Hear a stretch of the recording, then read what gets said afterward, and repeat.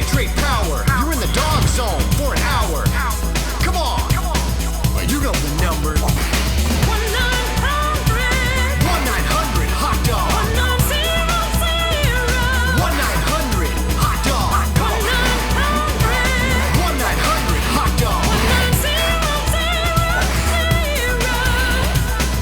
Yeah, 9,000. Welcome to the DOGGZZONE 9000, the official podcast of 1-900HOT-DOG, America's last comedy website. I'm Brockway, Robert Brockway, and with me is Baby Sean Baby. BrosPod Sean Baby, pleasure to be here. And our guest today is the Clam Schmitty the Clam. It's Alex Schmidt. Hey, thank you for having me. This is so exciting. Who else would we possibly have on for whatever we're about to do, which we won't get into yet. First, where can people find more from you, Schmitty? Oh, I love making our podcast Secretly Incredibly Fascinating. That's the title, Secretly Incredibly Fascinating. If you search the word secretly in a podcast app, it has the red one that pops right up. And it's, me and my co-host Katie Golden, and we find out what's amazing about something seemingly ordinary. I love that you describe how to find your podcast like a teenager ringing up an order on a McDonald's cash register. Like, is it the red one with the squiggles? All right, well, that's where literacy is. Think of me as your pleasant McDonald's manager, guiding you through life. No judgment, not a lot of respect, but no judgment. Sean, where can people find more from you? Is there a way? Oh, there is a way. You go to patreon.com/1900hotdog and join our comedy website. We do daily articles, just like the good old days, the golden age of the internet. We're keeping it alive. For now, because I, of course, am legally obligated to promote my book, I Will Kill Your Imaginary Friend for $200. It comes out January 27th, 2026, which is coming up. It's sooner than you think. It's way sooner than you think if time keeps accelerating like it has been. Please pre-order it, both because pre-orders are like weirdly hugely important for authors. It sucks, it's insane, but booksellers look at the pre-order numbers to determine if they should sell your book. So if you don't pre-sell it good enough, it's dead in the water before it even comes out. It's a terrible system. I don't endorse it, but you have to do it. You have to pre-order it because I am in breach of contract and I will go to federal prison if I don't sell enough books. And if that happens, I'm using my extensive compromat portfolio to destroy everyone you love. I don't want to do it. I have to do it. And they're like, Schmitty's here. If you like Secretly Incredibly Fascinating, that's going down with me. He's going down. They're all going down. We have a lot of files on Alex. If you search the word secretly in Brockway's compromat database, it pops right up. Right up. It's the red one. I have a recording of him praising Israel. He once told me he thought the Israeli borders made kind of a cool shape. Jesus. And I will release that if you don't buy my fucking book. I like that the specific thing I said about them is just childish geometry stuff. Like, it doesn't even really matter. Okay, I'll be honest. That's the best I got on Schmitty. But I do think maybe that might take him down. Like, I don't know his audience. He's so beloved that, like, maybe that's enough. And it's like finding a parking ticket on Mr. Rogers. You're like, and then the parking cop is like, oh, he was really nice. I tried to not give it to him and he insisted. And you're like, God damn it. Thank you. But I'm going to do my best. I'm going to do my best to take down my friend here, Alex Schmidt, and send him to prison with me if you don't buy my fucking book. So do that, please. Yeah, if you're listening to this, also just get your act together and go pre-order it. Because also you could like make it a gift for somebody at the holidays, like that it's coming in a few weeks, or you can just get it for any other reason. It's very easy this day and age, get a book. You can just buy it. Come on, go to bookshop.org. There's like a exclusive bonus. You get like 15% off of it, and they also have a bonus short story I wrote just for them because they're not evil. They're like the only place to get books anymore that's not at least a little bit evil. They give money right to your independent bookstore. You get to pick it. I picked a place in Portland, even though I don't currently live in Portland, just because I liked the shop. I was like, that sounds neat. I'm going to make sure they get my money for this, and they do. That's very nice. It's so cool. I don't have a joke. It's just a nice thing. Yeah, it's just a nice thing. So we're continuing our series where we're exploring the cursed media origins of all of our friends, all of our favorite people. And just kind of finding the first bizarre piece of media that's not just bad, but kind of opened their eyes to the idea that the world in general is much stupider and weirder than they once thought. And as soon as Alex Schmidt heard that prompt, he said... Just the whole life and career and everything of Pierce Brosnan. Yeah, for sure. He answered his that entire prompt deal with a person. I love it. It's probably my favorite choice. Everyone else is like, has a list of just really strange, like made for TV movies or something. And Alex very confidently is like, Pierce fucking Brosnan. A guy. His whole life. Not even anything specific he did, just his whole deal. Mm-hmm. Like Zach and Denard both brought us actual physical diseases. Schmitty's bringing a real hunk, just a whole hunk. All somehow perfect answers to the questions. Yeah, I guess if I bring his microbiome, does that count? Is that sort of a disease? Maybe we're there. I don't know. Yeah, there could be a Pierce Brosnan disease. I think it would probably only benefit you. I can't imagine it harming you. To make you more like Pierce Brosnan's gut biome. Like I think that would probably cure a lot of things wrong with me. They should do transplants. Just enhances your face making. Seriously, go Google Pierce Brosnan face and just see what it gives you. Because he has a lot of faces that he makes that are incredible.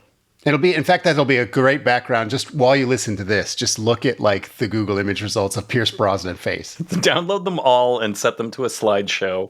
And we'll sing In the Arms of the Angels. And it'll make you cry.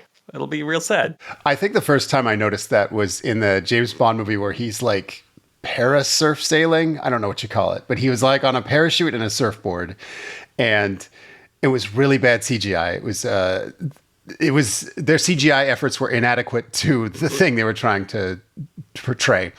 And they zoomed in on Pierce Brosnan's face, and he sort of made this acting decision to be like, okay, I'm surfing on a CGI ocean. So he just went like, obviously it's a audio medium, so I can't. Got it. You get it. It's so absolutely sudden and insane. And I was like, oh, this guy can face. I'm not sure how to look that up. I will. I'll do it on my own time. Yeah, surf, parachute, face, Brosnan. That'll get it. Maybe GIF. There's got to be GIFs of it. Hold on. Surf. We're derailing the whole podcast to stop and go surf, parachute, face, Brosnan.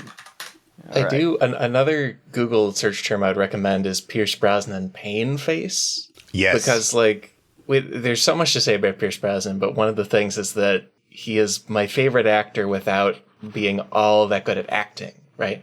And so there's often situations where he will just make a choice to make a very pained face in kind of the absence of any other obvious move to him. And so you'll get a lot of like jutting out jaw where you see a bunch of all of his bottom row of teeth in a scenario that doesn't totally call for it. And it's really exciting. Yeah. Did you find the image, Schmitty? Not the parasailing, but there's a bunch of other good stuff out there. The parasailing might be Die Another Day, but he ends up flying or hanging from things in all of his Bond movies. So it's very exciting. I haven't turned AI off yet on Google, so it tells me that parasailing is a great way to hang myself to death. I guess that's pretty close to what I asked. Yeah, that's accurate. So I was bringing up Secretly Incredibly Fascinating before, of course. The other thing I probably do the most often is once a month writing a column for 1-900 Hot Dog, which is an absolute joy and has been for a long time. And I hope people know how much freedom there is in selecting premises and in selecting just stuff you want to explore as you do it. And I don't think I did Pierce Brosnan for my very first thing. I think I did a column about literally hot dogs, like Portillo's hot dogs in Chicago. But shortly after that, I just decided to begin exploring this guy. And I can't imagine another website, past or present, that would allow this from me. And so I really appreciate it. And thank you so much. Let's celebrate. It's our pleasure. Yeah, you might have the weirdest columns. Like, I think people expect sort of like weird, like puppet books or karate books or whatever. But then Schmitty's like, oh yeah, I'm making fun of the 2025 NHL draft this month. And you're like, what a weird choice.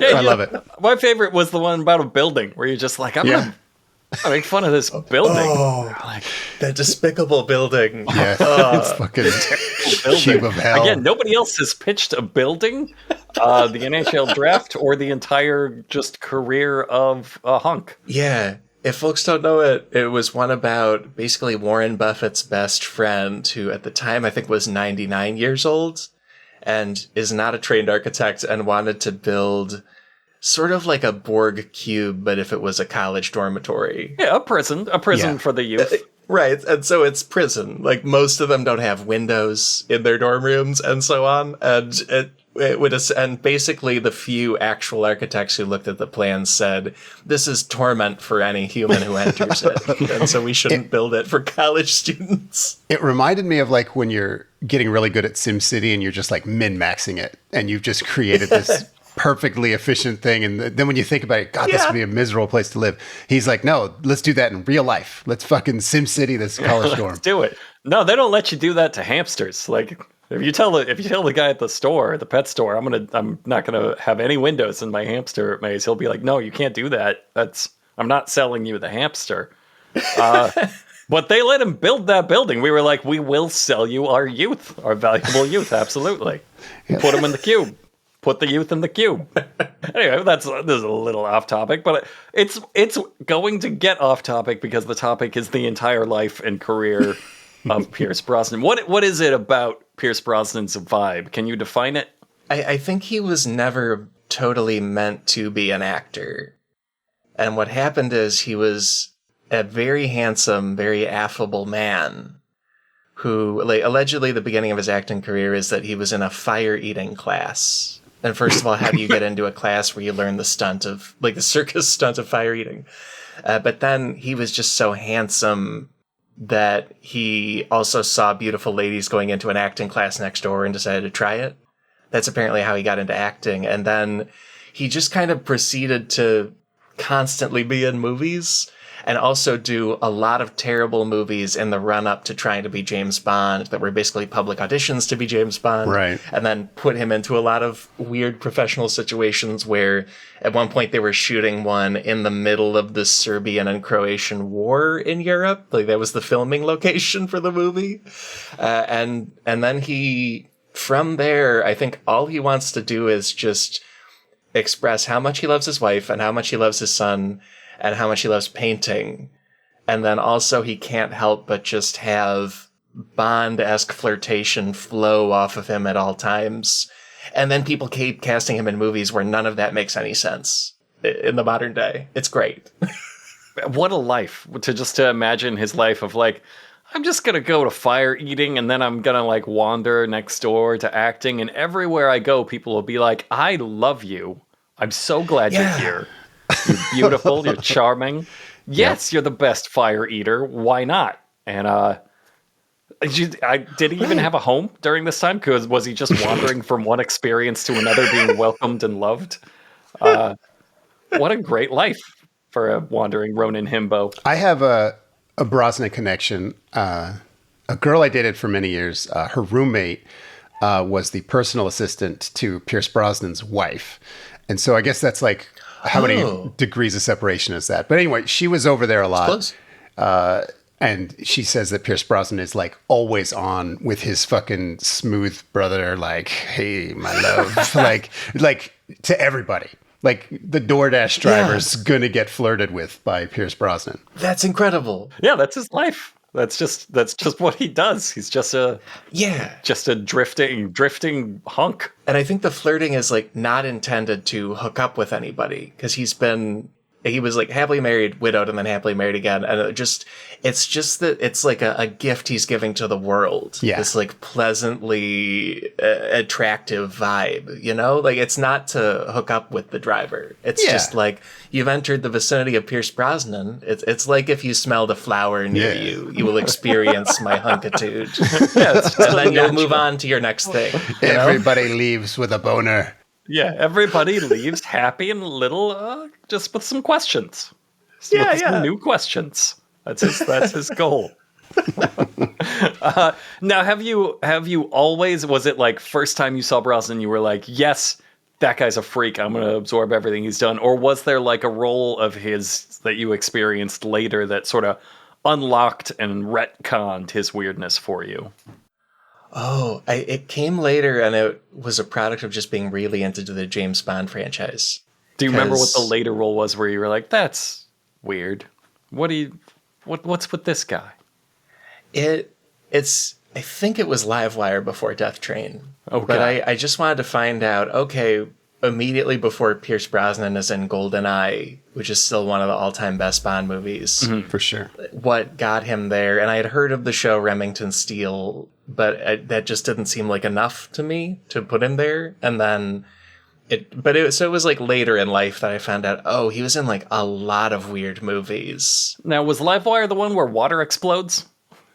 Yeah, water is bombs. Water is bombs. bombs. What if water is bombs? If a person consumes the water, the person becomes a bomb. Yeah, it is the issue. The best. Jean-Claude Van Damme made a movie about exploding genes, and even he would be like, dude, you can't make the fucking water the bomb. What if water is bombs? And you know that Pierce Brosnan was like, oh my God. Wonderful. And part of the genius of the movie title Livewire is that doesn't really apply to water turning people into bombs in any way. So it's hard to remember. There is no live wire. Oh, wait, no wiring. You are the live wire. No, still doesn't work, Pierce Brosnan. Schmitty, have you seen Outlaws with a hyphen? Outlaws. I have heard of it. I haven't seen it. I don't think I've seen that one. Yeah, it's one where like it's a play on in-laws in a way that doesn't make sense, and like Pierce Brosnan's some sort of secretly dangerous figure. Yeah, it makes sense because they're outlaws and they're his in-laws. And it's Pierce Brosnan and Ellen Barkin. And they're like, it's so much past Maximum Brosnan. It'll blow your fucking mind. It's like every scene he's just like doing that lower teeth thing, but like with a smug edge to it. And he's like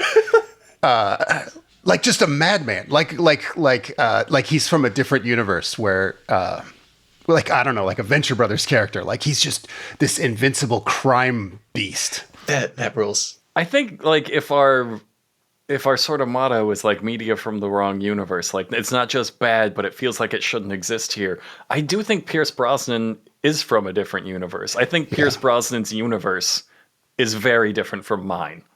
Like, I don't think we could ever communicate the nature of our reality to each other. Like I could try to explain what it's like to have a terrible failing body, and he would never understand that. And he would try to explain what it's like to just drift on a cloud of charm all the time. And I would never, like, even objectively, I might be like, sure, that must be nice. But I would never be able to understand, like, how your smooth brain just does not develop as you drift effortlessly from circumstance to circumstance. And then you wind up just a desperately charming toddler at the end. And, that's it must be wonderful. I don't know. I love it for him. Yeah. I love that there's somebody that has that experience. Good for him. Yeah, exactly. I think he's had like too frictionless of a life. And then especially in his later career, but then also in some early roles, they're like, okay, now you need to be scary or heavy or vaguely menacing. And he doesn't really know how to do that. So he just toggles from very charming Irish man to random shouting and pain faces. And it's right. Great. And then it's everybody so involved is like, he's so charming. They're like, you did a great job. And then he leaves satisfied that that's what that must mean. Right. Yeah. He was even kind of charming when he watched that cyber chimp get executed in Lawnmower Man. Yeah. You're like, that's a really handsome way to watch a robot monkey die. That brings us to the next part of the podcast, which, all right, what was your origin story with Pierce Brosnan, Schmitty? When I was a kid, I was very lucky that my grandma Schmidt worked at our local library. My dad was from like the town over. It's called Lisle, Illinois. And so she worked at the Lisle Library in their video rental department, which was just huge shelves of VHS tapes in these like brown covers that the library assigns to them. And so we would go and we would like always check out some tapes because you also go see grandma, like fantastic. And then the only things they had really complete collections of were the original series of Star Trek and all of the James Bond movies to that point. And I'm pretty sure I wish I remembered whether I saw Brosnan's second or third Bond in theaters as my first Bond. I can't remember which, but I know I just watched the entire franchise and then GoldenEye is so good and was so much newer than the rest of it, he really like imprinted on me. Like you hear about animals with their babies and their chicks or something. and then, and then also I'd like watch clips of Bond movies on the cable reruns around the holidays. And I just got like very, very into that franchise and eventually interested in this man later on, and then learned everything else about how weird he is. I like the idea of like, you know how you see very short reviews on a movie poster? I like the idea of just imprinting and then your name under that on a GoldenEye poster. I think that'd be like a really good pull quote. An imprinting experience. He's my mom now. Alex Schmidt. Just have that quote just fly up to the screen in the trailer right after an explosion. Yep. He's your mom now. Yeah. I don't understand, but I do understand. I get it. Yet I also remember being a Die Another Day defender at the time. Die Another Day was his fourth and final outing at James Bond. And it came out too soon after 9/11 for anybody to appreciate the tone, because it's by far his silliest Bond movie. And it's like a lot of Roger Moore vibe and also a lot of really dumb in a kind of good way now CGI. Mm-hmm. Like how the CGI in the Star Wars prequels is kind of interesting now, even though the movies are crap, And so I was going around saying like, actually, this is a pretty, like the ice base at the end of it and the invisible car, that's actually pretty neat. And no one was on board. And so that I had to like kind of retain even more love of Pierce Brosnan to keep me warm in that long winter of thinking that movie was good when nobody else did. I found his Bond so fascinating because every other Bond had a vibe that was consistent throughout. And Yep. his like evolved throughout all of the Bonds. Like he had a kind of a GoldenEye wasn't entirely straight-laced, but it was very much like a Timothy Dalton inflection to it. And then he would do some Roger Moore stuff, and then he'd do some Sean Connery stuff. Like his Bond was just movie to movie. It was hard to pin down the vibe. He never had a really solid vibe. Like, this is how I'm playing him. I'm playing him like a madman. Like, it's just always this blank form. He's a handsome dummy. Showed up. Yeah. That's how he played him. He played Bond as a handsome dummy, and it was great. It was such a great series. I first saw him, as Sean mentioned, I first saw him in Lawnmower Man, and that was before he broke big. Because we saw Lawnmower Man, not in theaters, but like right as soon as it came out on tape, because I was so into like virtual reality stuff in primitive days when they didn't know what that was. I totally into it. So this was like probably 93 when I saw it, which it was right before they did those Detonator movies you wrote about. So like, I feel like Hollywood was still going, God, we got to use this guy, but I don't know how. I don't know what he is. And so let's stick him in this movie where an insane chimp with a gun gets killed in the first 5 minutes. And you're like, why would you use the hunk for that? We gave you a perfectly good hunk. Wasn't that book just about some guy that mowed his lawn? Yeah, and the book has nothing in common. They were just and then like the screenplay is like, what if it's like a VR Flowers for Algernon? And then on top of that, the Flowers for Algernon scientists, they got like this doofus hunk. It's a fantastic series of decisions. The main thing I remember about Brosnan's character is that everyone calls him Larry, and he's the least convincing guy named Larry. That's not Larry. He can't be a Larry in a movie. He's a Lawrence, sure, but not a Larry. I'd buy that. You would make an exception and call him Rents or something, but no, never a Larry. It's just maybe if he such Lawnmower Man. I don't know. I was trying to picture him going from Lawrence to Larry. I feel like he would tie an ascot on and like do a real fake American accent. Oh, like maybe a toothpick.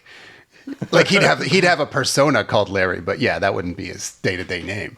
You've also, anytime you can experience Pierce Brosnan trying to do a super specific American accent is a joy. Because in both the Detonator movies, which were made for TV as a secret audition for Bond in his mind, and the second one he was kind of contractually stuck in, but like he's playing an agent named Mike Graham, whose accent is supposed to be a combination of an English accent and a lot of time spent in Kentucky.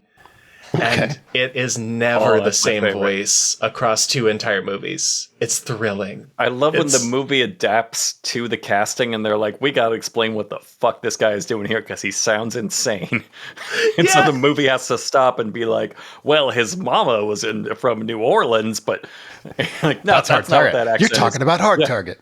Yes. Where they were like, how do we explain? Nobody knows what fucking Belgium is. How do we explain how this guy talks? Like, maybe he's Creole? No, Yeah. he's not. No, In he's not Street Creole. Fighter, they Sorry. just didn't care. He's like, I'm American. You're like, what was that fucking voice you had then? No notes, of course. Sean Connery, when he was that Russian submarine captain, was just like, Well, like, I'm from fucking Russia. And you're like, what? I don't know what that noise was. Yeah. it's great when it's, but just don't mention it. Just don't mention that he talks like that. Well, I'll be like, yeah, it's Pierce Brosnan in a movie. It's fine. Yeah.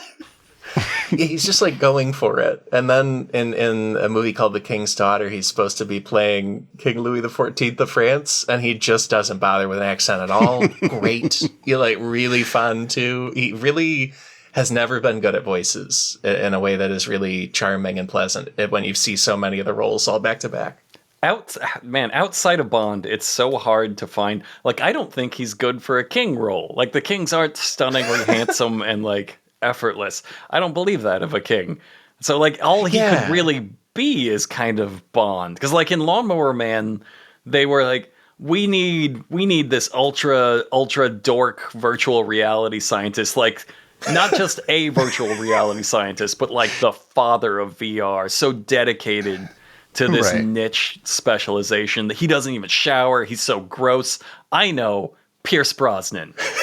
Like, it's so It's no. always funny. Yeah. Any casting. Like they did in Dante's Peak too. They were like, we need like this grizzled God. volcanologist. His wife died to a volcano, which don't laugh. It happens. He's like abandoned all of social niceties to become this weird hermit who lives in the mountains. And I know who's there. It's Pierce Brosnan again. Like, no. Now, that was the year 2 volcano movies came out, and one of them ended with everyone covered in ash, and they said like, hey kid, what color are your parents? And he's like, they all look the same. It was like this insane sudden like anti-racism sentiment. They like went out on it. Was that Dante's Peak or was that Volcano? That was Volcano. Tommy Okay. Lee Jones. Damn. They said that Volcano. Look, say what you will about the volcano. It solved racism. I haven't seen Volcano because I've only seen Dante's Peak. That's so funny to learn. Yeah, weirdly enough, Dante's Peak was the smarter one. You would never expect that watching Dante's Peak. Yeah, and it's like it's exactly like you described, Brackway. The Dante's Peak opens with a volcano killing Pierce Brosnan's wife in a way that they frame as like the Personal. volcano tried to kill Pierce Brosnan's Yeah. wife. It You know what murdered I mean? his wife. It's a His revenge wife. story. Yeah, it is a revenge story against the volcano. Right, and then the rest of the movie, he acts the role of a man who has a personal vendetta against the volcano that, like, specifically assassinated his wife. Yeah. In a But way I just that think he can't brought happen. that. I think he brought that to the script because I think Yeah. that's his decision was like, so I'm mad at the volcano. And they were like, no, it's more complicated than that. And he just didn't hear it. He's like, yeah, no, I got it. I'm mad at the volcano. He just loves his wife a whole lot. Because I follow him on Instagram, and I also try to make a point of anytime a Pierce Brosnan post hits my feed, I just leave a kind comment. I just like encourage him and stuff. But like needs most that. of the posts are genuinely just really sweet about how much he loves his wife and hopes they're married forever. And I really respect it so much about him. And then I try to watch him play any kind of villain in these modern roles, and it doesn't feel natural at all. It just feels like they really forgot who he is at all as a person. There's a movie that might have been a good casting for him. Have you ever seen The Foreigner? Yeah. Okay, so this movie, for our listeners, it's a Jackie Chan movie, but if Jackie Chan like really existed in our world, so it opens with him getting hit by a car bomb, but instead of like doing a cool flip, he like his daughter dies and he's just very hurt and sad, and then he like Google's had to like find guy who made bomb, and so he like sees Pierce Brosnan on the TV, who's the IRA, like a liaison to the British government. Like he's a good guy terrorist. And so which is a great role for Pierce Brosnan because he's trying to be a badass, but you're like, no, he's a good guy. You're like, no, he's the fucking IRA like lieutenant. And you're like, no, he seems cool. Anyway, Jackie Chan like goes on a terror campaign against Pierce Brosnan because all he has is free time and vengeance. So he's calling him day and night, and then that didn't get anywhere. So he goes into his office and explodes the bathroom. But it's also it's like a real movie. So Jackie Chan like gets shot in his first fist fight. Like it's not a Jackie Chan movie. It's like, what if no. It's like a very serious drama. Yeah. Like a kitchen sink political drama about the Troubles and also about trying to immigrate from East Asia. Yeah. Right. Both of those things. We can do them both. One movie. Let's go.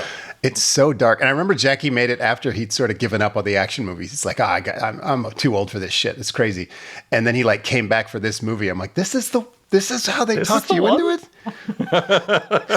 Like, yeah. It's like, it's not the money, Jackie. We know you have more money than anybody else in China at this point. Just, what are you doing?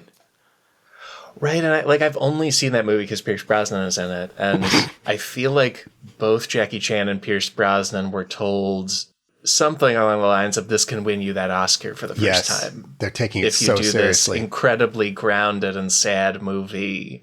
But unfortunately, the title of the movie makes it sound like it will be very racist. It's really not. And then, and like you said, Pierce Brosnan is actually pretty well cast because he's like almost playing the real person, Jerry Adams, who was an IRA leader and then now is more of an establishment political figure and semi-regrets the bombings, you know? And so, like, it's like you said, you can see Pierce being like, a sweet older guy now who used to do stuff. Don't watch The Foreigner. No, yeah. It's not an endorsement by any means. It's like never recommend. I think I just, like, once in a while, if I'm alone and just feel like seeing a movie, I will look up Pierce Brosnan's IMDb and see what else is out there and pick one. And that's how I watch that movie. It's not recommended by anyone or anything. Right. But Outlaws, everyone should watch Outlaws. Everyone should watch Lawnmower Man. Even if you turn it off after the chimp gets killed, you got to see that chimp. Oh, you got to see that chimp, everybody. It's not sad. He goes out in a blaze of glory like Billy the Kid. It's how he wants. It's how he would want it. It's also just the whole concept of I'm making an adaptation of Stephen King's work, and then saying Pierce Brosnan should be in it. That element's very funny. And He's and from Maine. I did Google at one point what's the story like, and you're right. The Stephen King story is totally different. It involves like the mythological god Pan, I think, and some kind of like connection to the earth and the trees, and then the movie's totally different. And yeah, there's nothing it's just they wanted to use Stephen King like on his name on the poster, so they paid for the rights for it, and we're like, no, we don't want to do that. We want to do the stupid VR thing. And I love that they made that choice. I still love that movie. It's great. He should not have been cast in it. Like, that's not a Pierce Brosnan role. He's like, I would say he's the bad guy of that movie, and he does not understand that. Because the movie kind of thinks he's the guy, it presents him like he's the good guy. But if you haven't seen The Lawnmower Man, this is an accurate description.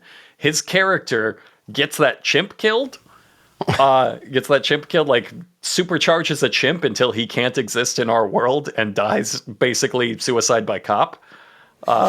Chimp suicide by cop in the first 5 minutes, and Pierce Brosnan is like, well, this has really messed with me that they're making, they want this to be a weapon of war. I'm going to go off on my own, just totally unsanctioned, nothing behind me, no permission, and I'm going to take my mentally disabled gardener and do brain experiments on him on my own in my shed.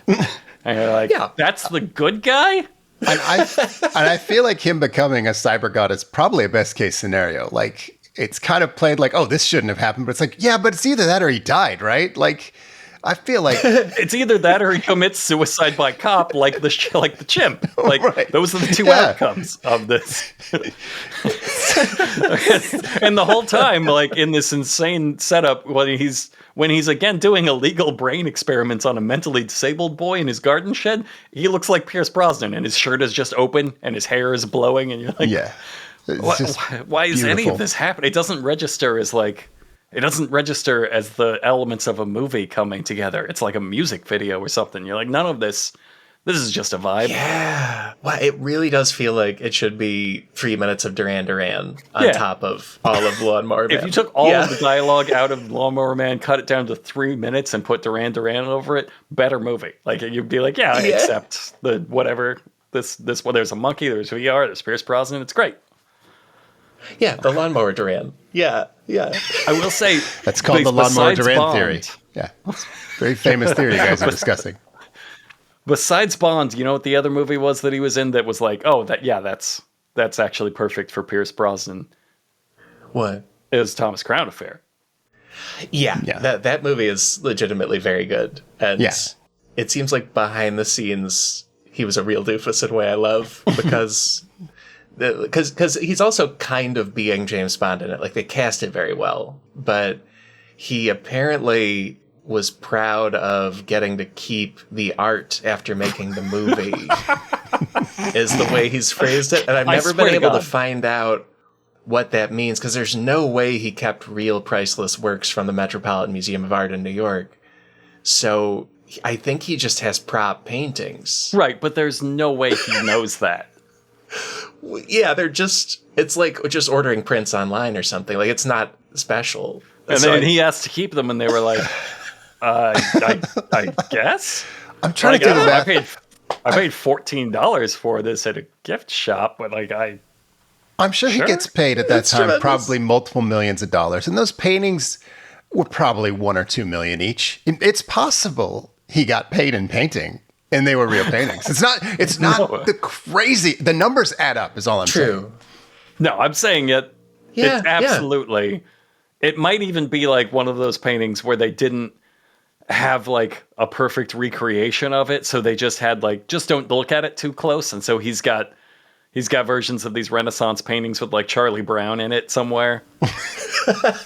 That's how you can tell. And he's displaying that and talking about you can really see the strokes on Charlie Brown here, where Monet, this is where he invented Charlie Brown. And nobody's going to call him on that because he's Pierce Brosnan. They're just like, yeah, God, you're so handsome. I love you. He's like, you can tell it's a fake because they didn't have Snoopy in the Renaissance times. Like, wow, Pierce, you know a lot about art. Yeah, I know. People let me honk their titties too. I'm just so handsome. Now, Thomas Crown Affair it's like the stylish art thief movie made by and for and with himbos. Because not only is Pierce Brosnan just a clear himbo in every sense of the word, it was written by my favorite himbo, Kurt Wimmer. Hell yeah. Oh, I didn't know that. Kurt Wimmer, who did Equilibrium. Yes.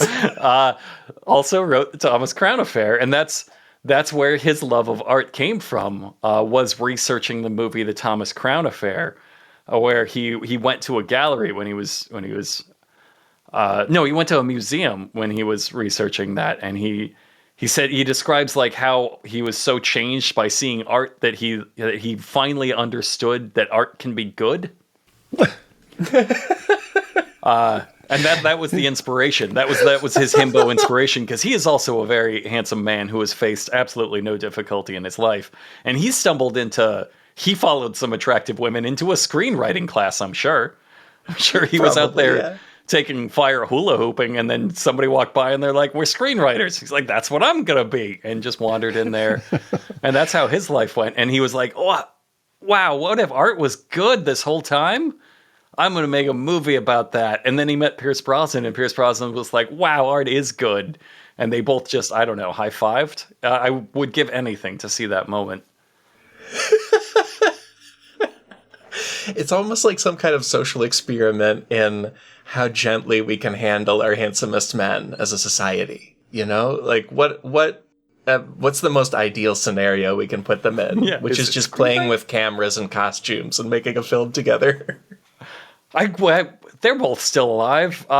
Let's get them on a podcast. Let's get them on a podcast together, you guys. Let's do it. I mean, I also, God, if I ever met Pierce Brosnan, I don't know what I'd do. Boy, I've never even considered that, really. I'll tell you what, you do whatever he wanted you to do, whatever he said to do, which is what everybody who's ever met Pierce Brosnan does. I just walk directly behind him quacking, you know? Like, I don't know. I would just default and you to do that duckling because he mode. said, I think I like ducks right now. I don't know. And then you just be like, yeah. I have a great idea. And then Kurt Wimmer would see that, like, I didn't know a duck could be beautiful. Oh my God, this gave me an idea for a screenplay. I call it the Thomas Duck Affair. And nobody would correct him. Nobody would be like, Yeah. that doesn't mean anything. It's also a great job, Kurt Wimmer, just writing a remake of a different Thomas Crown Affair. You know, that's good work if he could get it. That's awesome. Brilliant. And then he'd go on to write Ultraviolet. Really? I don't know enough about Kurt Wimmer. Kurt It's Wimmer's wonderful. I'm familiar with the name from Equilibrium because I remember really liking that movie when I was probably like 12. And then later realizing, I don't know if it's actually that deep, that just the movie kind of asked the question of if you take pills, is that kind of a metaphor for taking pills? You know, and it's like not that good. Kurt Wimmer was, I will lie, he's still my favorite himbo. It's somebody in an interview, I don't remember the exact phrasing, but they asked him, like, if you could do anything right now, what would you do? And he got really serious and was like, I have this impossible, super ambitious project about dolphins. It's like, and you know she didn't laugh at him. You know, she was like, yeah, you can have it. You can do it. I'll give you my money. People have made dolphin movies, though. Like, what could his idea be? What is this impossible? Flipper was a super fucking ambitious TV show. You could, like, I feel like do you could something just with make dolphins. a dolphin movie. No. My favorite was that's where it ends. Just something big with dolphins. He don't want to give his idea. Because it's too good. There can't be more than dolphins in the idea. That's fantastic. Yeah. He was at SeaWorld. He's like, I didn't know these things could jump. Oh my God, I'm getting A dolphin ideas. could be beautiful. Oh, what if a dolphin could play basketball? You know he's back there looking at the rule book going, I don't don't see anything about in dolphins. here. I should put this in the movie. This moment right now, I should put in the movie. Yeah. Because like Pierce Brosnan is still that amazed by paintings too. Like he never lost the amazement from his Thomas Crown days of paintings are beautiful as an idea. He's not wrong, yeah. Keeps painting. Some paintings are real nice. Yeah. Yeah. I'll just fucking say it. But I love that's where the idea stops. Like the idea of the himbo always stops at like, these are really nice. Mm-hmm. And that's what's important about art, is that I think it's really nice. Yeah, like when beautiful. When I was thinking about other things for him when we put this together, there's a recent interview he did with the New York Times, that newspaper, where just he and a reporter go to the Guggenheim Museum together to just look at art. And there's one part where they look at a painting by Kandinsky and Pierce Brosnan says, just makes you want to paint. And that's it. End of thought. That's his entire reaction to a painting is paintings are paintings and painting is painting. And that's it. There's something about a Kandinsky that makes you think you could do that. So I get it. I get it. Just makes me want to do this, you know? Yeah. What other thoughts do you have about it? What do you mean? Dude, look at these Rothkos, man. I could fuck it. We should make Rothkos. Yeah. What do you think about this painting? I really just like the way, stay with me, that it looks. Right? It's like it makes my eyeballs happy. Yeah. I think I want to take them. Hear me out. I take them and they'll be mine, but like there'll be no consequences. Oh my God, this would be such a good movie. I like that it was a movie about an art thief and he stole the paintings at the end in real life. He's like, I am the Thomas Crown Affair. I'll be taking these things home. And they're like, yeah, sure. Right. Checks You're out. the best. So it was a joy having you here in the museum, Mr. Brosnan. And then once he's gone, okay, put the real paintings back on the wall now. Like we're not done shooting. It's so good to me. It's so You got to funny. take him down when you see Brosnan coming because you know you're going to give him to him. Mm-hmm. If he asks. Yeah, because this New York Times story, like most features about a reporter spending the day with a celebrity. It's very fluffy and stupid, and it's just like, I saw them in the diner booth and they were wearing these clothes and so on. But this one is really just this reporter walks around with Pierce Brosnan. He says he likes paintings and that he feels like painting is a more innocent business than movies. But I think he only thinks that because he just is already famous from movies and it makes painting easy. Paintings are so famously like insurance fraud, tax shelter. Like paintings are as corrupt as an industry can get. Yes. It's such a business. It's so hard and corrupt and difficult. Yes. Yeah. He just isn't aware. And you could never explain it to him. Nobody ever try, please. I'm begging you.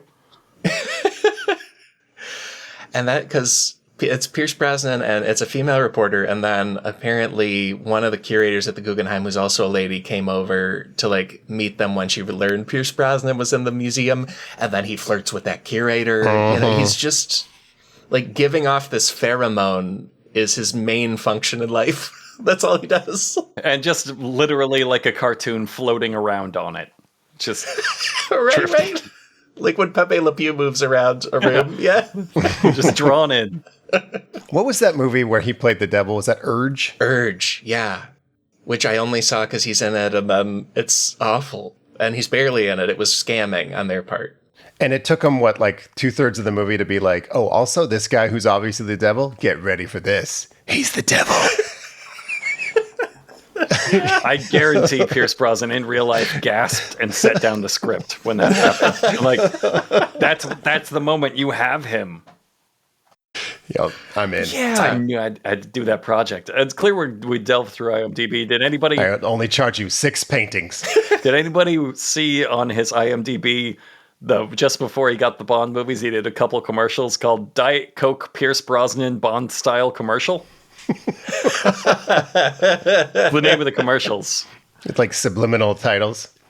Diet Coke Pierce Brosnan Bond style commercial in which he is credited as action spy. Oh, tremendous. just legally distinct. Just Jamie Blonde that you bring home from the dollar store. This is my Jamie Blonde doll. What did you say? Right. Never mind. This is Action Spy. I got Action Spy. I watched both of those commercials. In one commercial, he flees ninjas onto a train and drinks a lady's Diet Coke, and she doesn't mind because he's fucking Pierce Brosnan. Like she just, she doesn't have. I don't think she has lines. You just see language like leave her body when he sits down. She's like, haha. And then he drinks her Coke, and everything's fine. And in the other one, he is also fighting ninjas. That was their understanding of what Bond does. What does Bond do? He fights ninjas. He had to have fought a ninja at least once. Yeah, he did. He fought ninjas in the Japanese one where Sean Connery became Japanese. Okay. Which was that movie's notorious. Yeah. Where they just dyed his hair black and they were like, "Don't change the accent. You're Japanese now." And all the Japanese were like, "Totally, absolutely." But he secretly fought off ninjas behind a girl's back while wooing her on a date, which was a great commercial. And Diet Coke's actual tagline for this campaign was "the perfect soft drink for an imperfect world." Whoa. That's so fucking dystopian, Diet Coke. I would argue that Pierce Brosnan fighting ninjas is a perfect world. I guess the imperfection is that ninjas exist, but we need them to exist for you to fight them. So it's a closed system. Yeah, that's the circle of life they talk about. I love the perfect soft drink for an imperfect world. The world is shit. But our soda's all right. And Sean Connery is Japanese. Doesn't that also imply that regular Coke is part of the problem? You know, like it's part of the imperfect world. Yeah. That's true. Yeah, it's a good point. This is the perfect one. Everything else is flawed. Oh God, I love him as a man. I don't have it, much like Pierce Brosnan. I don't have an ending for this. Do you have an ending for this? I have one other favorite quote from the New York Times interview, 2025. Apparently, there's just like a lull in the looking at paintings and Pierce Brosnan saying, "I like to paint." And the interviewer says that she is surprised that she is a James Bond franchise fan because she doesn't like action movies and it seems like it wouldn't be her kind of movie. And I'm going to fully verbatim quote what Pierce Brosnan said. He described why he thinks she likes the Bond franchise. And it wasn't a theory. He was like, I know this is why you like it. This person he just met. Yeah. A stranger and a reporter. There's a professional setting. This is what Pierce Brosnan says. Sex. Love, lust, desire, sex. That's just it. Own it, enjoy it, don't worry about it. He unbuttoned a button with each word. Like that's how he talks in real life to strangers in a professional setting. That's his experience with life. funny. Like that's if you told him that's not what life is, he could never communicate that to him. The words would just not put together. It would be like opposing magnets and just bouncing off in his mind. What do you mean? I think he said something completely different. That's just what she heard. She's just transcribing. Movies are nice just like these paintings are nice. And she heard fuck, all the fucking. Put fucking on you. Put it all over. Put the fucking around you. I'd read that article. Just my interior monologue meeting Pierce Brosnan. Fuck, fucking, lots of fucking, more fucking. And then at the end, don't worry about it. That's such a good like Greek myth or something where everything he says is smart, but he's too beautiful for anyone to process it. Is so good. I love that. What did that guy say to you? Sex for 17 minutes. And then get this, he didn't have sex with me.